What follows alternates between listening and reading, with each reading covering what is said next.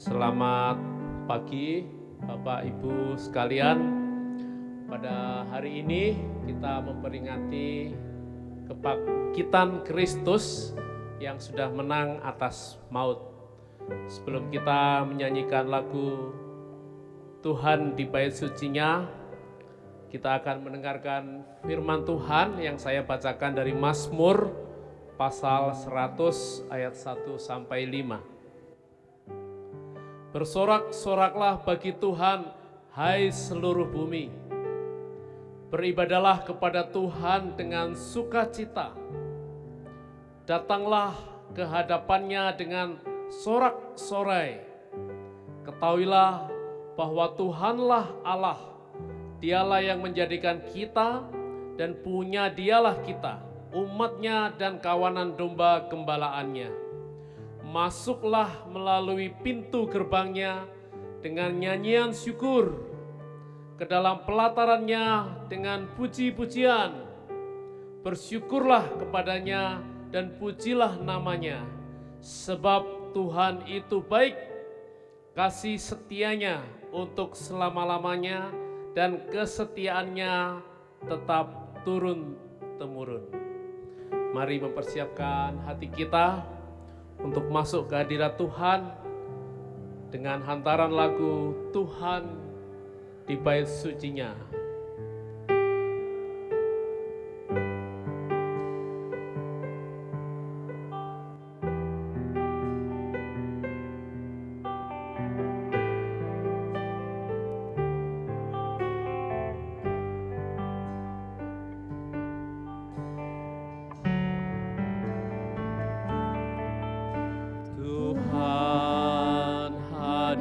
Di bait sucinya, Tuhan ada di tahtanya. Kami bawa korban pujian bagi Yesus buat kasih-Nya.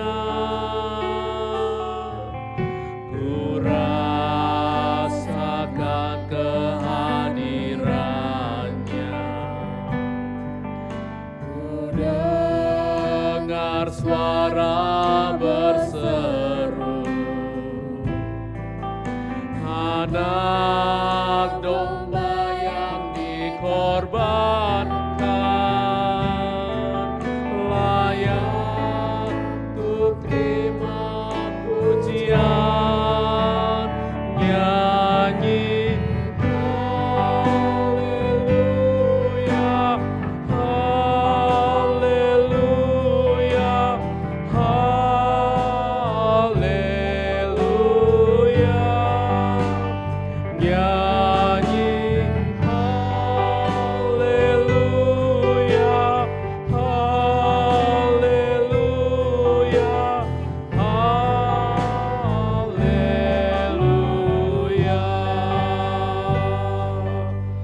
hadir di bait sucinya. Tuhan hadir di bait sucinya. Tuhan ada di tahtanya. Kami bawa korban pujian bagi buat kasih-Nya.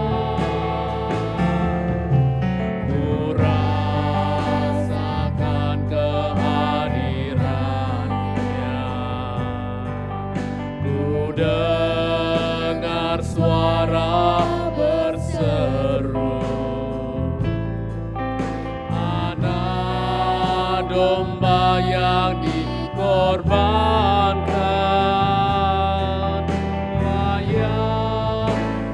terima pujian. Haleluya, haleluya.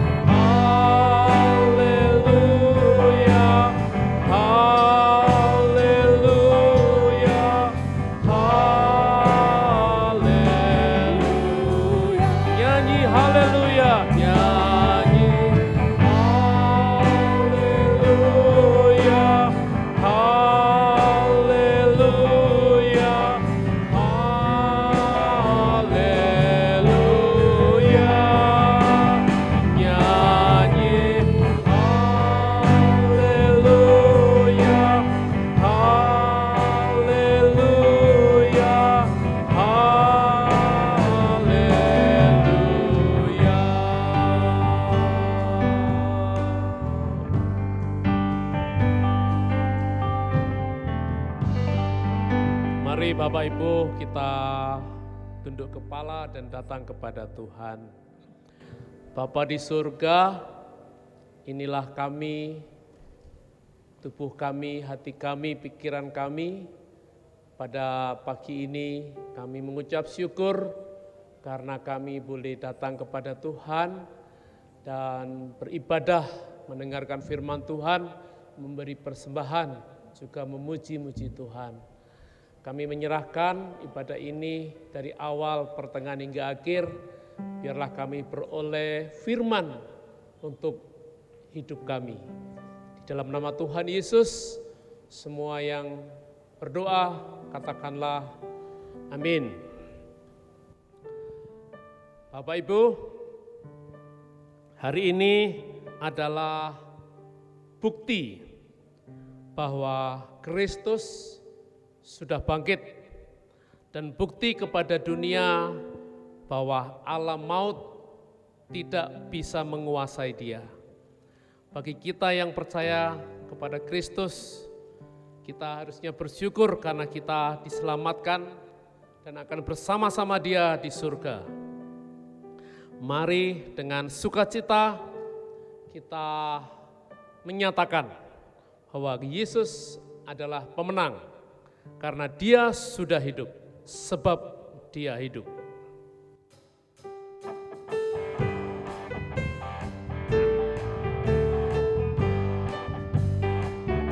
Anak Allah, Yesus namanya, menyembuhkan, menyucikan, bahkan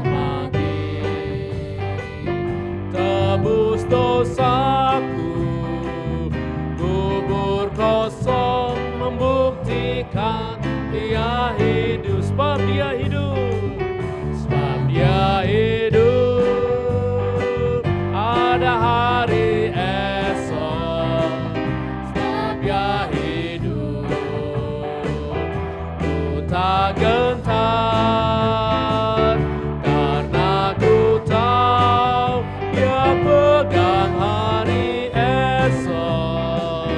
Hidup jadi berarti sebab dia hidup. Yesus Kristus, Yesus Kristus,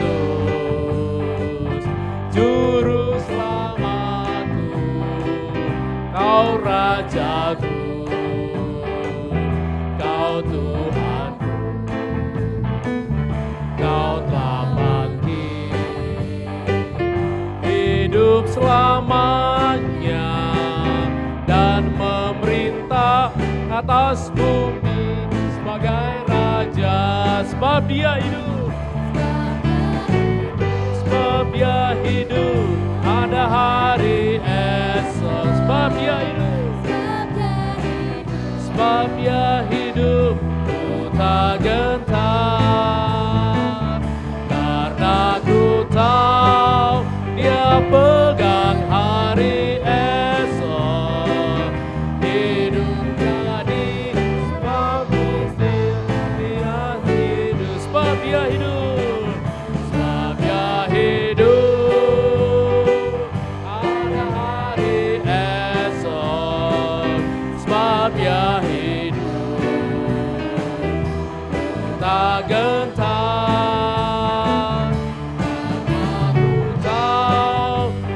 pegang hari esok. Hidup jadi berarti sebab dia hidup. Hidup jadi berarti sebab dia hidup. Hidup jadi berarti sebab dia hidup.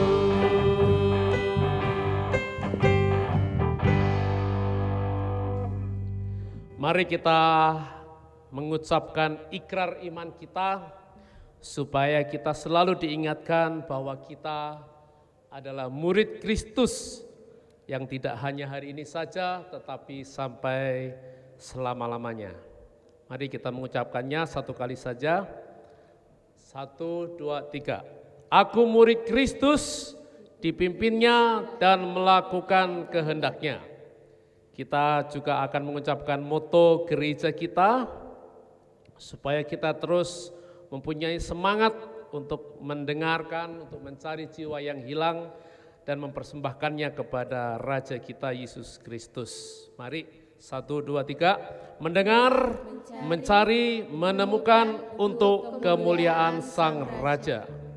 Bapak Ibu, hari ini kita akan dilayani oleh Bapak Adreng dengan tema kemenangan di balik salib.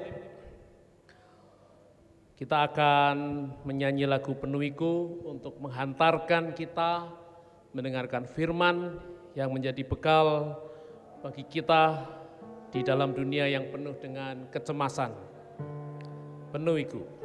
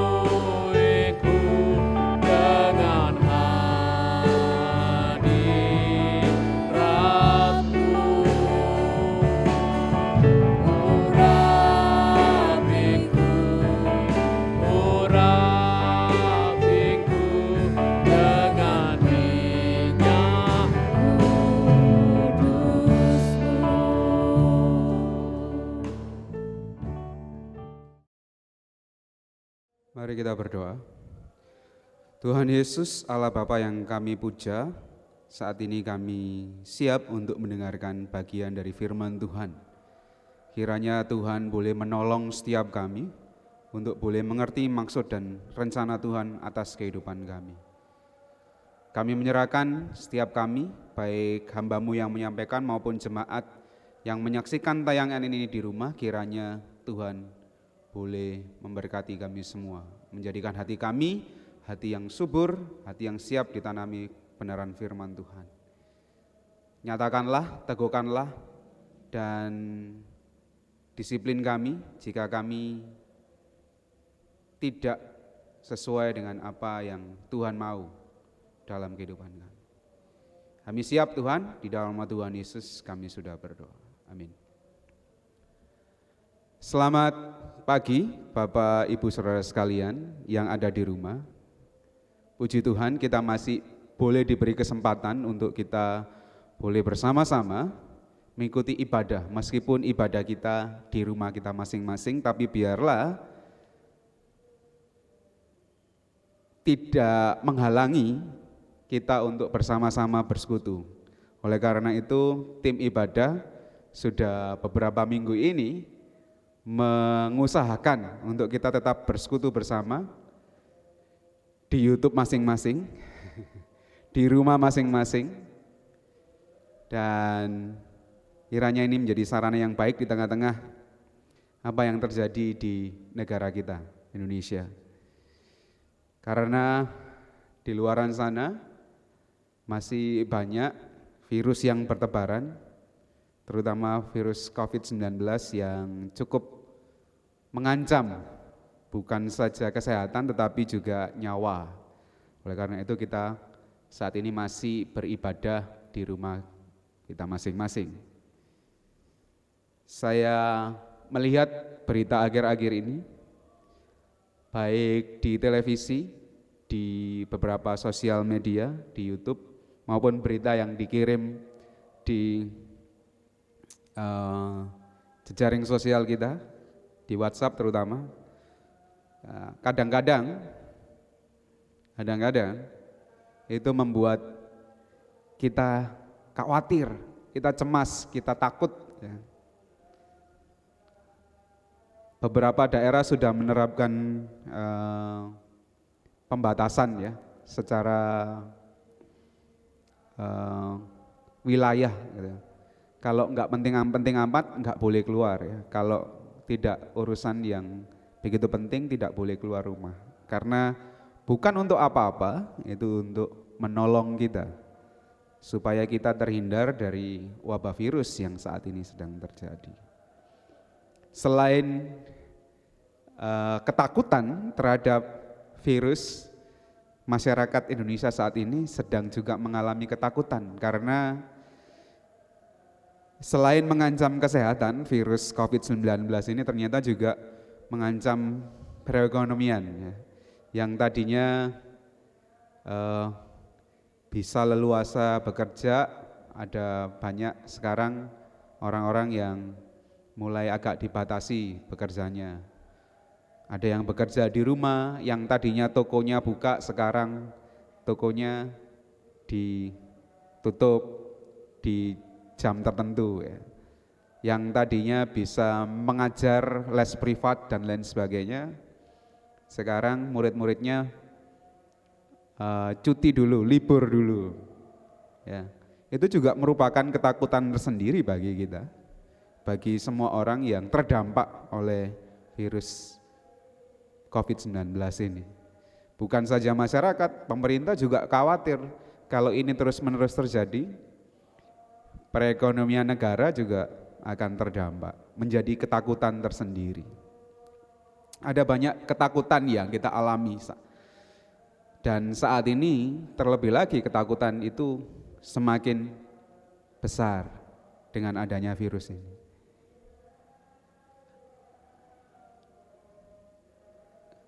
Dan ketakutan itu juga terjadi ketika Yesus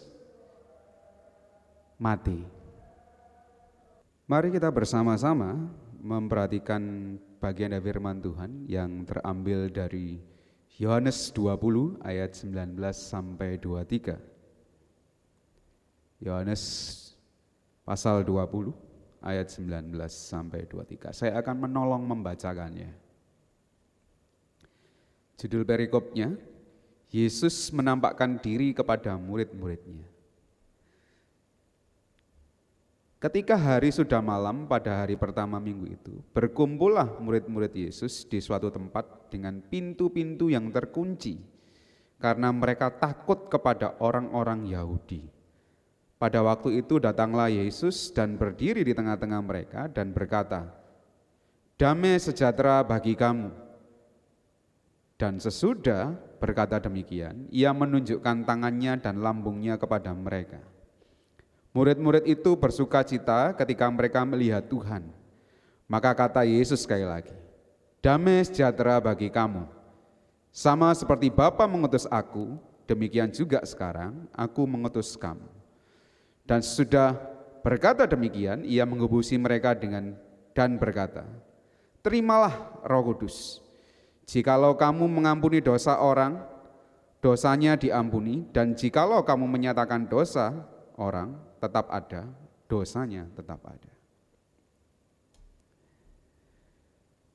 Bagian firman Tuhan yang kita baca bersama-sama ini merupakan perikop di mana murid-murid sedang berkumpul waktu itu. Murid-murid berkumpul. Karena Yesus, guru mereka, Yesus yang adalah mereka anggap sebagai pemimpin mereka, ketua mereka, itu mati di kayu salib. Kemarin kita memperingatinya sebagai Jumat Agung. Kalau kita baca bersama-sama, kita memperhatikan bagian-bagian dari firman Tuhan, terutama dari kitab Injil, baik Matius, Markus, Lukas maupun Yohanes, ada beberapa kejadian yang ditulis secara terpisah-pisah. Nah, saya coba menggabungkan dari beberapa Injil tersebut menjadi satu kronologi peristiwa yang runtut yang diambil dari Matius 28 ayat 1 sampai 15, Markus 16 ayat 1 sampai 20, Lukas 24 ayat 1 sampai 12, Yohanes 20 ayat 1 sampai 18. Yang pertama, kronologi peristiwanya adalah hari pertama minggu itu para wanita pergi ke kubur Yesus. Jadi yang pertama, hari pertama minggu itu para wanita pergi ke kubur Yesus. Lalu mereka melihat batu itu terguling. Batu kubur itu terguling, ya, melihat batu itu kubur Yesus itu terguling. Setelah melihat batu yang menjadi tutup kubur Yesus itu terguling, Maria terkejut dan dia, Maria Magdalena ya, segera berlari memberitahu Petrus. Nah, Maria ketika tiba di kubur itu, para wanita melihat batu terguling. Di antara para wanita itu ada satu wanita yang bernama Maria Magdalena. Dia terkejut, lalu dia berlari pulang untuk memberitahu si Petrus. Nah, ketika sampai di rumah lagi, dia menyampaikan bahwa kubur itu, batu yang menjadi penutup kubur itu terguling. Petrus kaget, Petrus lari bersama dengan murid yang lain, disebutkan di situ. Petrus lari terlebih dahulu ke kubur, ketika mereka tidak mendapati jasad Yesus, mereka pulang kembali. Jadi Petrus lari duluan, tetapi ternyata dalam kejar-kejaran itu ternyata murid yang lain sampai terlebih dahulu. Dan ketika masuk ke dalam kubur, mereka tidak mendapati Yesus ada di situ. Ya. Petrus setelah mereka, para murid ini, Petrus dan murid yang lain ini pulang lagi, tinggal 3 wanita di dalam kubur itu. Ya, tinggal 3 wanita di kubur itu. Ketika 3 wanita ini berada di situ, muncul 2 malaikat. Ya, lalu malaikat itu berbicara, memberitahu bahwa dia tidak ada lagi di sini, dia sudah bangkit. Lalu para wanita berlari meninggalkan kubur, ya. 3 wanita itu, para wanita berlari meninggalkan kubur. Di tengah perjalanan, di tengah mereka lari itu dalam perjalanan pulang, para wanita itu melihat Yesus. Para wanita itu melihat Yesus. Yesus berbicara dengan para wanita. Terlebih lagi juga Yesus berbicara kepada Maria. Setelah itu, para wanita ini kembali dari kubur dan menceritakan apa yang mereka lihat di kubur Yesus itu. Nah, perikop yang kita baca tadi, simak bersama-sama tadi, itu di mana para wanita datang menemui para murid yang lain. Mereka berkumpul di satu tempat di rumah itu, dalam keadaan pintu rumah mereka dikunci. Murid-murid takut. Kenapa kok takut? Apa yang terjadi pada mereka? Yesus yang adalah pemimpin mereka, Yesus yang adalah guru mereka, Yesus yang adalah ketua mereka, yang mereka selama ini agung-agungkan, idam-idamkan, karena dianggap Yesus adalah nantinya adalah sebagai Mesias, bukan sebagai penyelamat, tetapi yang akan membebaskan bangsa Israel dari penjajahan. Tapi itu bukan misi Yesus tentunya.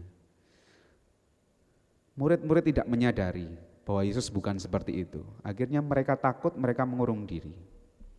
Karena Yesus pemimpin mereka mati. Selain itu, ada alasan yang lain kenapa murid-murid ini takut. Itu bisa kita baca di Matius 28 ayat 11 sampai 15. Saya akan menolong membacakannya. Matius 28 ayat 11 sampai 15. Ini ketika terdengar kabar bahwa kubur Yesus itu telah kosong. Jadi saya akan menolong membacakannya. Matius 28 ayat 11 sampai 15. Dan sesudah berunding dengan tua-tua, mereka mengambil keputusan lalu memberikan sejumlah besar uang kepada serdadu-serdadu itu dan berkata, kamu harus mengatakan bahwa murid-muridnya datang malam-malam dan mencurinya ketika kamu sedang tidur. Ya. Mencurinya ketika kamu sedang tidur.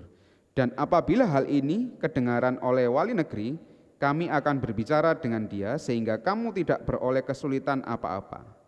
Mereka menerima uang itu dan berbuat seperti apa yang dipesankan kepada mereka. Dan cerita ini tersiar di antara orang Yahudi sampai sekarang. Jadi kalau kita mendengar atau tahu bahwa ada berita yang menyatakan bahwa yang mati itu bukan Yesus, itu diganti. Yesus itu tidak mati. Dia hanya diganti oleh orang lain. Jadi ada stuntman-nya gitu. Ada pemeran pengganti. Tidak demikian padahal. Jasadnya itu dicuri. Sehingga mereka mengatakan, orang Kristen mengatakan bahwa Yesus bangkit karena jasadnya enggak ada. Padahal jasadnya itu dicuri oleh murid-muridnya.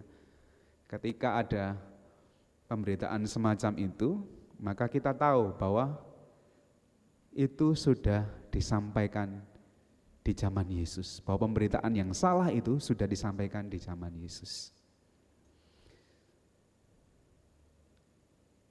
Ini yang membuat murid-murid takut. Pertama, pemimpin mereka yang mereka anggap sebagai ketua pemimpin yang akan membebaskan mereka dari penjajahan. Lalu guru mereka aku anggungkan, hilang. Lalu terdengar kabar yang menyatakan bahwa murid-murid ini yang mengambil, ini yang membuat para murid-murid takut, menjadi takut.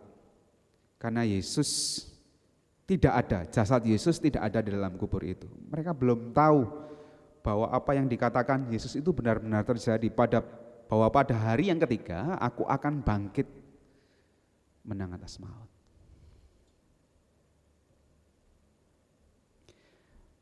Banyak orang Kristen yang juga mengalami hal tersebut. Banyak orang Kristen yang juga mengalami dalam hidupnya tidak percaya bahwa Yesus itu benar-benar bangkit, benar-benar berkuasa, benar-benar Tuhan yang sanggup melakukan segala hal. Seringkali banyak orang Kristen yang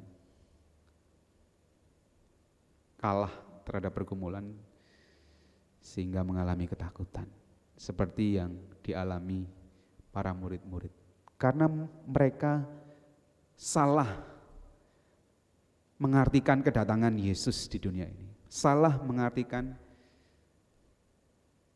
Mesias, kedatangan Mesias di dunia ini. Mereka takut, para murid-murid takut dan mengunci diri dalam kamar. Meskipun para wanita sudah menyampaikan kabar ini kepada mereka bahwa Yesus telah bangkit dan Yesus sendiri yang bilang kepada para wanita, mereka tidak percaya. Oleh karena itu di ayat yang selanjutnya ayat 19b sampai 20 berkata demikian. Pada waktu itu datanglah Yesus dan berdiri di tengah-tengah mereka dan berkata, damai sejahtera bagi kamu. Dan sesudah berkata demikian, ia menunjukkan tangannya dan lambungnya kepada mereka, murid-murid itu. Murid-murid itu bersuka cita ketika mereka melihat Tuhan.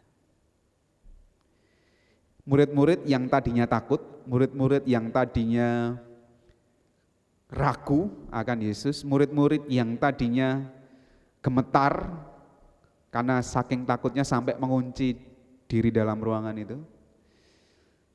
Ketika Tuhan Yesus tiba-tiba hadir di tengah-tengah mereka, ketakutan mereka dipatahkan oleh kebangkitan Yesus.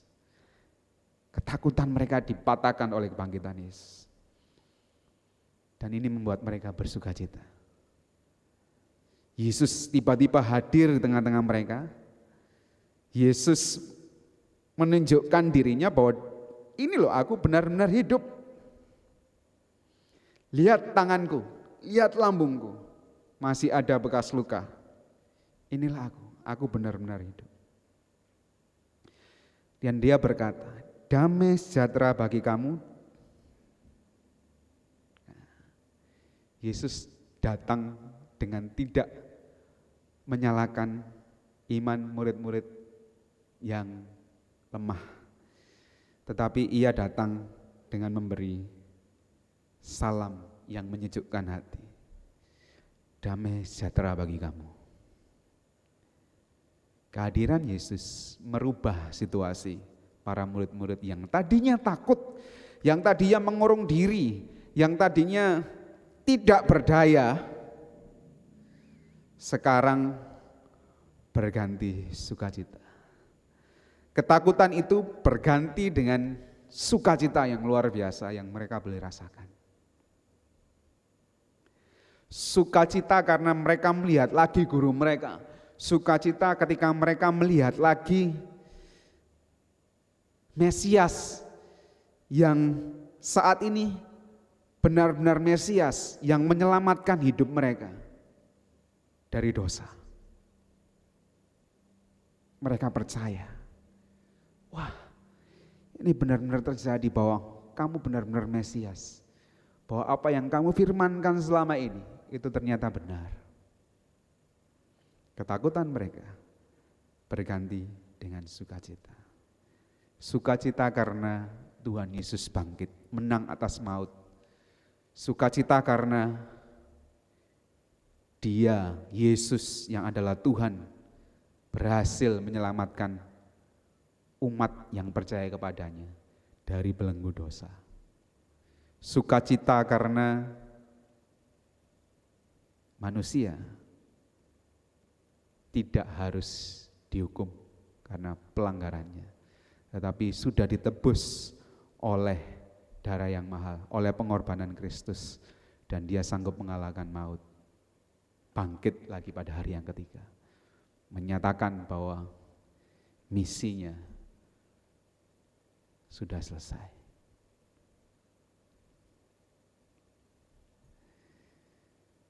Dan ini yang harusnya kita rasakan. Hari ini, hari Minggu, di mana kita memperingati sebagai hari kebangkitan Yesus.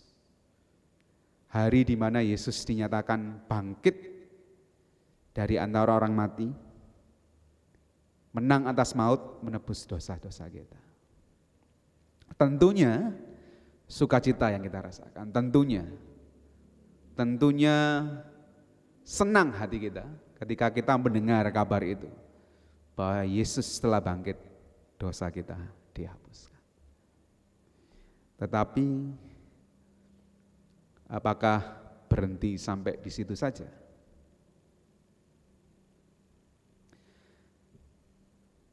Apakah kebangkitan ini, sukacita kebangkitan ini berhenti sampai di situ saja? Berhenti sampai kita selamat saja? Ternyata ada hal yang lain yang nantinya akan melengkapi sukacita yang akan kita rasakan itu. Apakah hal lain itu? Kebangkitan Yesus bukan saja keselamatan bagi kita, umat yang percaya. Kebangkitan Yesus Kristus kebangkitan Tuhan Yesus Kristus, Tuhan yang kita sembah, bukan saja sukacita bagi kita seharusnya, tetapi kebangkitan Yesus Kristus adalah landasan kita untuk menginjil.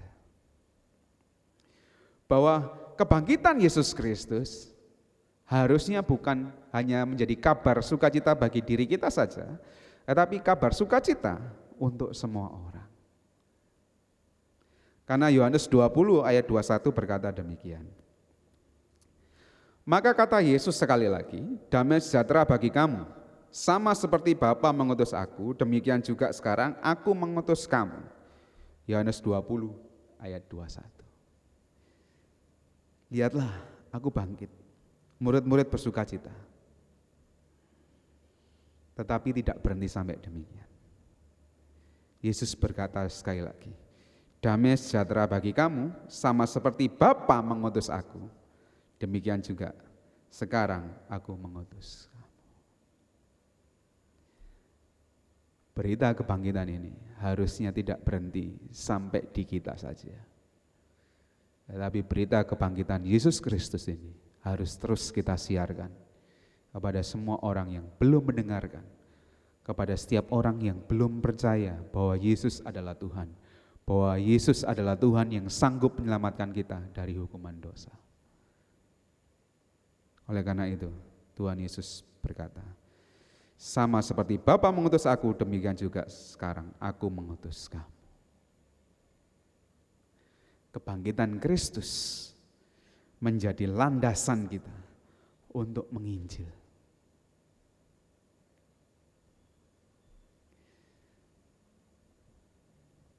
Ini yang harus kita lakukan. Loh Mas, waktu itu murid-murid baru saja terubahkan kondisinya dari yang tadinya takut menjadi sukacita. Loh kok langsung diberi tugas? Bagaimana dengan kondisi psikologinya? Apa enggak kaget Mas?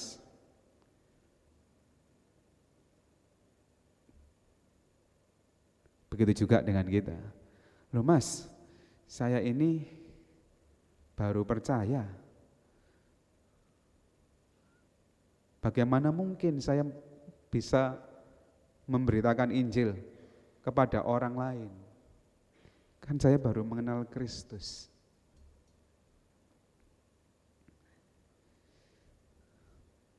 Sama seperti Bapa mengutus aku, demikian juga sekarang aku mengutus kamu. Dan sesudah itu, Yohanes 20 ayat 22 sampai 23. Dan sesudah berkata demikian, ia membusi mereka dan berkata, terimalah Roh Kudus. Jikalau kamu mengampuni dosa orang, dosanya diampuni, dan jikalau kamu menyatakan dosa orang, tetap ada, dosanya tetap ada. Anda, kita sekalian, umatnya yang percaya, tidak dibiarkannya sendirian. Kebangkitan Kristus menyatakan bahwa Dia adalah benar-benar Tuhan yang sanggup menyelamatkan dosa kita, dosa orang yang berdosa. Setiap kita yang berdosa, ketika kita sudah percaya kepada Yesus, maka kita akan menerima keselamatan akibat dari pengorbanan dirinya di kayu salib. Kita diselamatkan, kita beroleh sukacita itu. Tetapi tidak cukup sampai di situ. Sama seperti Bapa mengutus Yesus ke dunia ini untuk menyelamatkan orang berdosa. Demikian juga kita murid-muridnya diutus oleh Yesus untuk menyampaikan kabar sukacita ini. Dan Dia tidak membiarkan kita sendirian, tetapi diberi oleh Roh Kudus. Roh Kudus yang akan memampukan kita.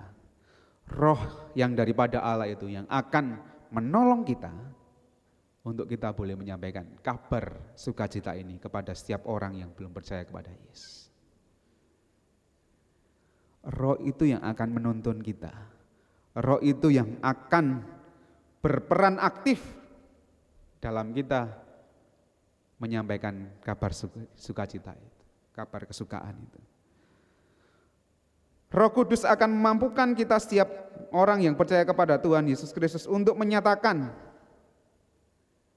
bahwa tiada lain jalan selamat selain hanya di dalam Yesus Kristus.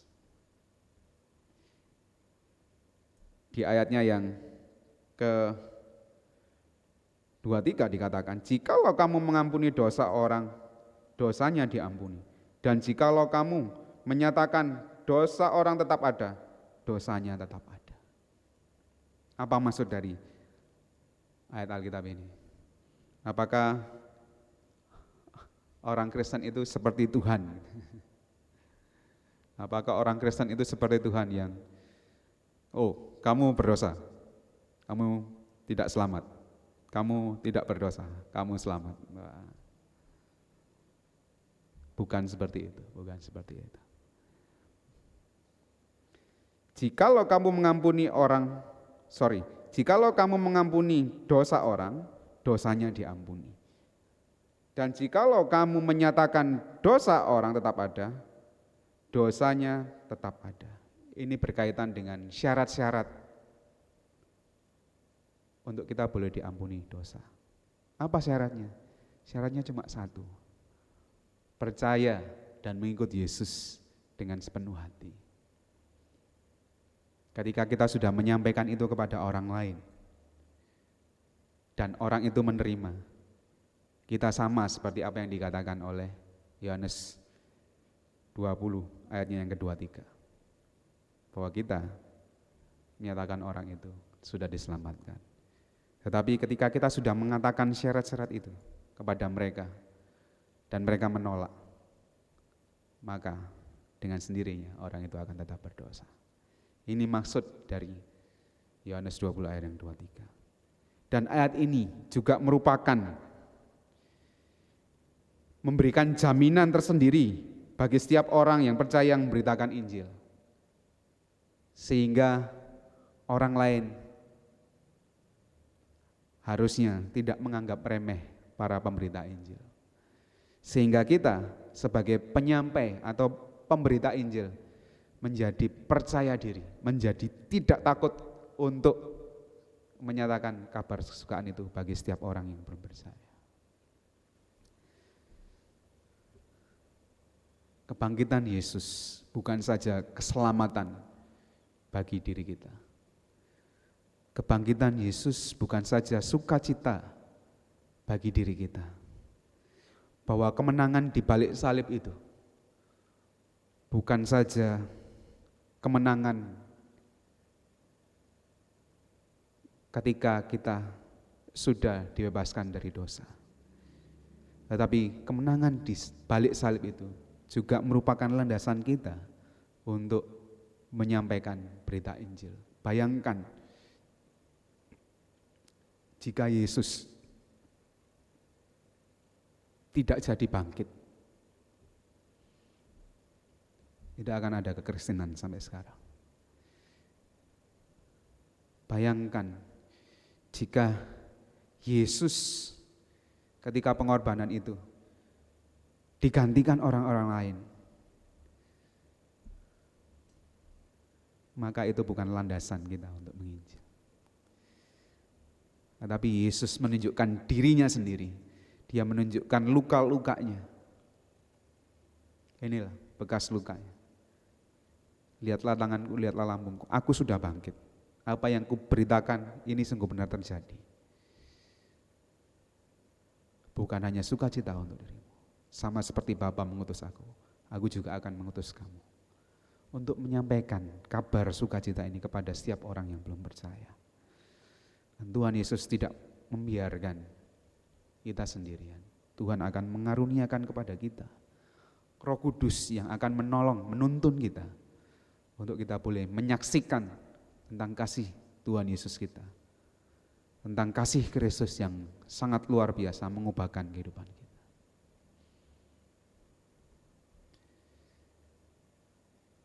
Yang tadinya murid-murid takut luar biasa, sampai-sampai mereka harus mengunci diri dalam ruangan, di dalam rumah mereka. Tetapi ketika mereka melihat Yesus telah bangkit, kehidupan mereka diubahkan secara luar biasa. Ketika mereka percaya bahwa Yesus benar-benar bangkit, dan ketika mereka menerima roh yang daripada Allah itu, ketakutan mereka bukan saja diubahkan menjadi sukacita, tetapi ketakutan mereka diubahkan menjadi semangat untuk memberitakan Injil sampai akhir hidup mereka. Kita akan simak bersama-sama video yang akan ditayangkan.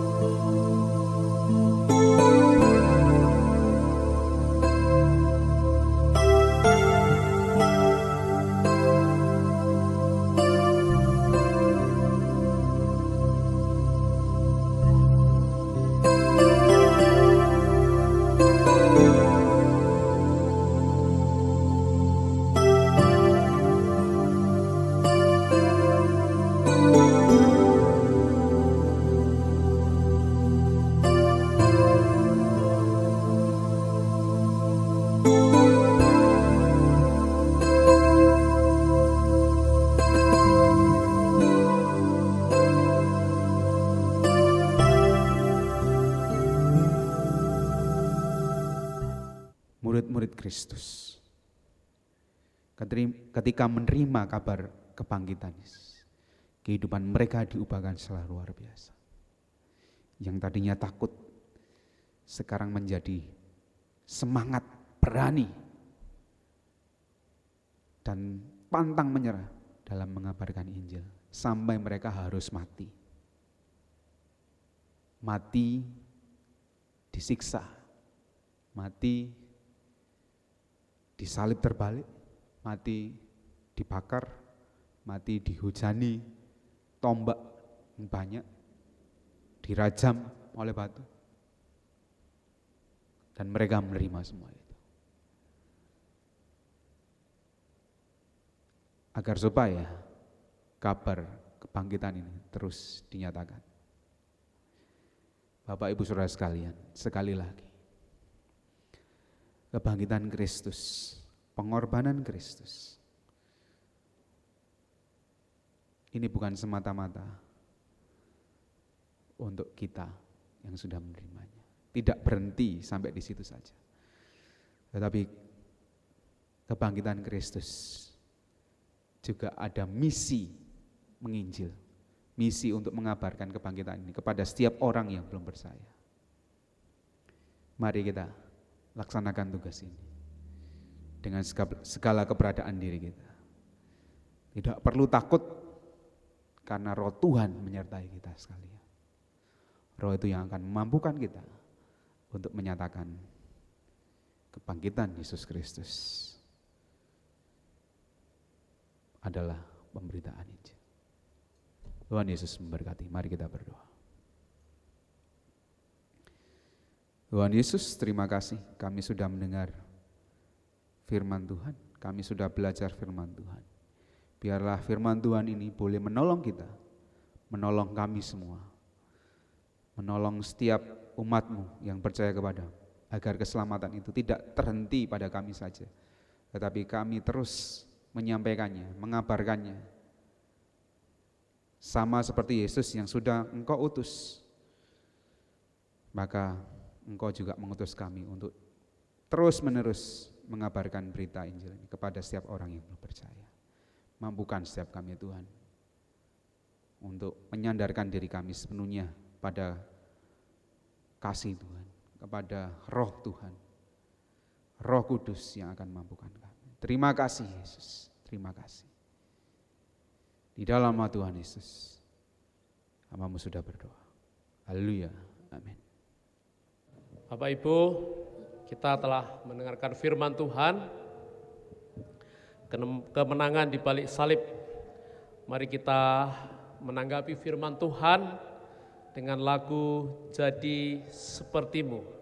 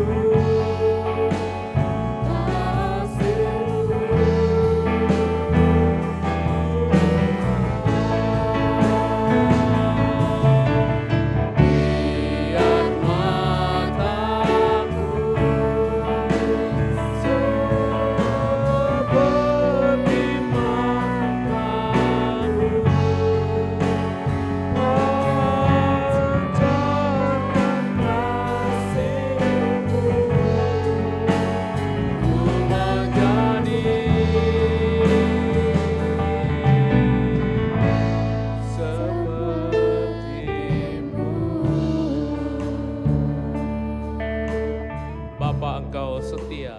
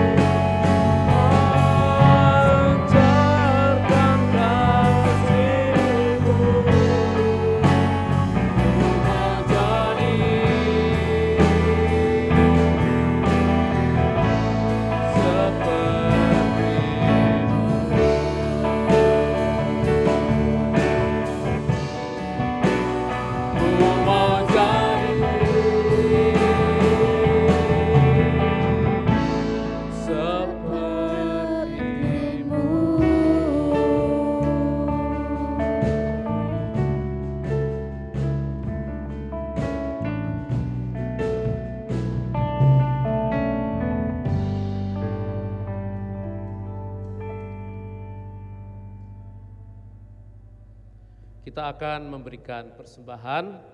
Saya akan membacakan firman Tuhan yang diambil dari Amsal pasal 3 ayat 9 sampai 10 berbunyi demikian. Muliakanlah Tuhan dengan hartamu dan dengan hasil pertama dari segala penghasilanmu, maka lumbung-lumbungmu akan diisi penuh sampai melimpah-limpah, dan bejana pemerahanmu akan meluap dengan air buah anggurnya. Mari kita berdoa untuk persembahan ini. Bapa kami yang di surga, mengucap syukur sampai dengan umur kami hari ini Engkau terus memelihara. Dan kami mengucap syukur karena Tuhan memberi kami hidup berkelimpahan dan rezeki untuk kami boleh mengembalikan kepada Tuhan. Inilah kami Tuhan, inilah persembahan kami, persepuluhan kami. Biarlah semuanya untuk mempermuliakan nama Tuhan. Di dalam nama Tuhan Yesus kami berdoa dan mengucap syukur. Amin. Kita akan melihat beberapa pengumuman gereja yang akan ditampilkan berikut ini. Shalom Jemaat Gereja Baptis Indonesia Nazaret. Berikut adalah informasi Warta Gereja minggu ini. Selama ibadah online, persembahan dapat dilakukan dengan dua cara, yaitu via transfer, yang bisa dilakukan melalui M-Banking, Mobile Banking, ATM, atau OVO di rekening BCA Gereja. Cara kedua adalah melalui via koordinator KPW. Jemaat bisa memasukkan persembahan pada amplop putih berperekat dan diberikan kepada koordinator KPW dalam keadaan tertutup, serta diberi keterangan seperti yang tertera. Laporan gereja minggu ini, antara lain, laporan persembahan, perpuluhan, jumlah kehadiran tiap kegiatan, dan juga petugas untuk minggu depan. Apabila ada kesalahan dalam pelaporan, dapat menghubungi Bapak Pendeta Mujiono. Berikut adalah daftar yang berulang tahun pada minggu ini.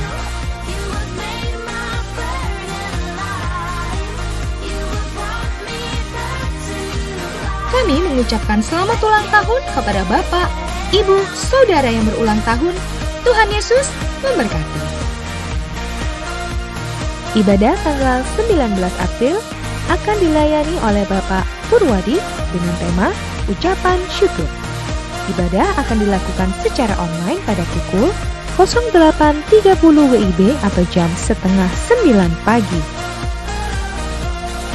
Demikian informasi Warta Gereja minggu ini.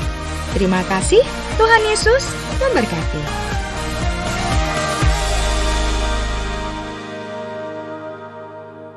Kita akan berdoa syafaat sebelum kita mengakhiri kebaktian ini. Doa syafaat akan dipimpin oleh Bapak Adreng.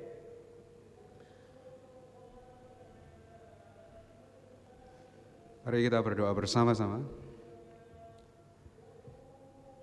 Tuhan Yesus, Tuhan yang berada di kerajaan surga, terima kasih untuk hari ini kami boleh tetap beribadah meskipun kami berada di rumah kami masing-masing. Tuhan, kami menyerahkan apa yang sudah kami buat pada pagi hari ini, beribadah bersama-sama di kediaman rumah kami masing-masing.